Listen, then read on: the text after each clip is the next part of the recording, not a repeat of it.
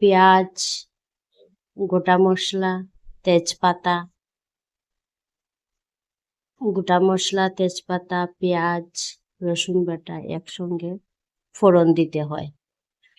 তারপর আলু একটু ভাজে করিয়ে তারপর মাছের মুড়োটা একটু ভেজে তারপর উঠে রাখলাম।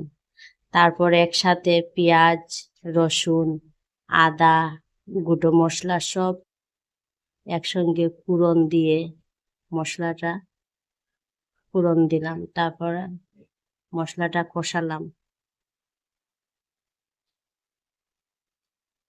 মশলাটা কষিয়ে তারপর মাছের মুড়ো, মাথা, আলু সবকিছু একসাথে মিশিয়ে তারপর একটু ঝোল দিলাম।